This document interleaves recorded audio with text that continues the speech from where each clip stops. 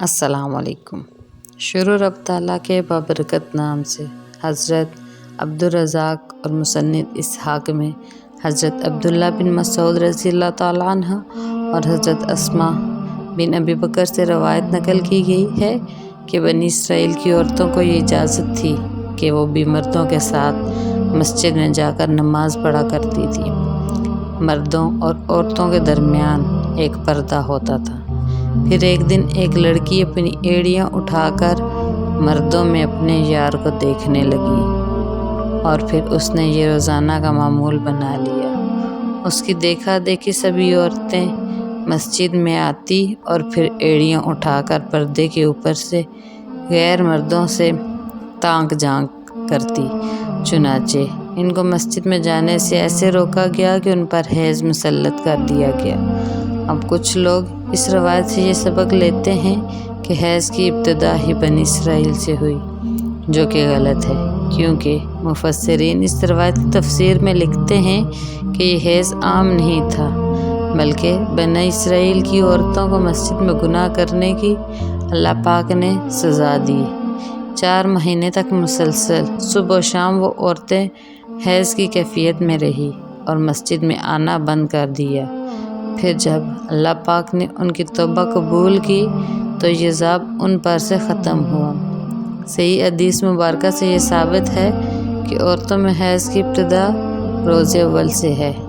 आए इस बारे में 2 हदीस मुबारक बयान करते हैं जिनसे साबित होगा कि हैज़ की इब्तिदा पहले दिन से हुई, ना कि बनी इसराइल से इसकी इब्तिदा हुई। हज़रत आयशा हिज्जतुल विदा में अल्लाह के रसूल सल्लल्लाहु अलैहि वसल्लम के साथ हज के इरादे से निकली।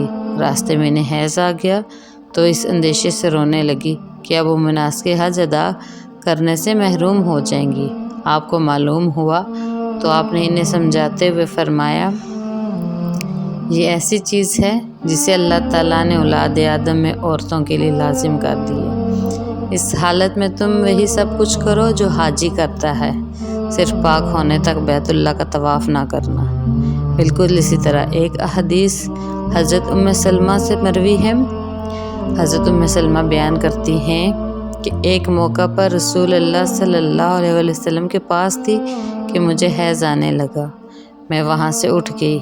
आपने दरियाफ़्त किया तो मैंने बताया कि मुझे हैज़ आने लगा है। आपने फरमाया, ये ऐसी चीज़ है जिसे अल्लाह ताला ने आदम की बेटियों पर लाजिम कर दिया। सनन इब्न माजा इस मौजू पर इमाम बुखारी रहमतुल्लाह अलैह ने बुखारी शरीफ में एक बाब भी कायम किया जिसका नाम हैज़ का आगाज़ कैसे हुआ है। इमाम बुखारी लिखते हैं, हज़ूर अकरम ने फरमाया, ये वो चीज़ है कि जिसे अल्लाह ने आदम की बेटियों पर लाजिम किया। इमाम बुखारी लिखते हैं कि बाज़ लोग कहते हैं हैज़ का आगाज़ बनी इसराइल से हुआ, जबकि इस मामले में नबी करीम का इरशाद ज़्यादा मोतबर है। हजूर ने फरमाया कि अल्लाह ने हैज़ को आदम की बेटियों पर लाजिम किया है और इसलिए बनी इसराइल से पहले भी हज़रत आदम की औलाद में हैज़ मौजूद था। इलामा इब्न हिजर अस्कलानी और फ़तह अल बारी में भी यही साबित किया गया है कि हैज़ इब्तिदाई तख्लीक से औरतों को आता रहा है। अब बात करते हैं उन रवायत की जिनमें यह कहा जाता है कि हैज़ की इब्तिदा अम्मा हवा से हुई और ऐसा बतौर सज़ा हुआ। इमाम तबरी रहमतुल्लाह अलैह सूरह बकरा की आयत नंबर 25 की तफसीर में हज़रत अब्दुर्रहमान बिन ज़ैद रहमतुल्लाह की ये रवायत नकल करते हैं कि अम्मा हवा को पहले हैज़ नहीं आता था। उनकी तख्लीक पाकीज़ा हुई, यहाँ तक कि उन्होंने अल्लाह की नाफरमानी की और ममनूआ फल खाया जिससे इनको जन्नत से निकाला गया और फिर उनको हैज़ और हमल की सज़ा दी गई।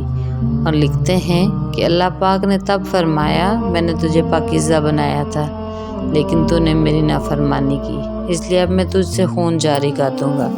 इमाम तबरी के अलावा बाकी तमाम मुफस्सिरीन ने इस रवायत को जुटलाया और इन रवायत को गैर मुसन्निद और नाकाबिल कबूल कहा।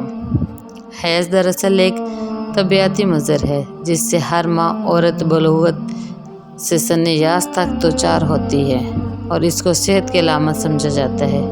इसी हैज़ के खून से ही बच्चे की परवरिश की जाती है। ये अल्लाह पाक का निज़ाम है। गैर हामला औरत को اگر حیض نہ آئے تو اس کو بیماری کی علامت سمجھا جاتا ہے۔ یہ عورت کے لیے کوئی سزا نہیں ہے اور نہ ہی یہ بات کسی روایت سے ثابت ہے کہ حیض عورتوں کی سزا ہے۔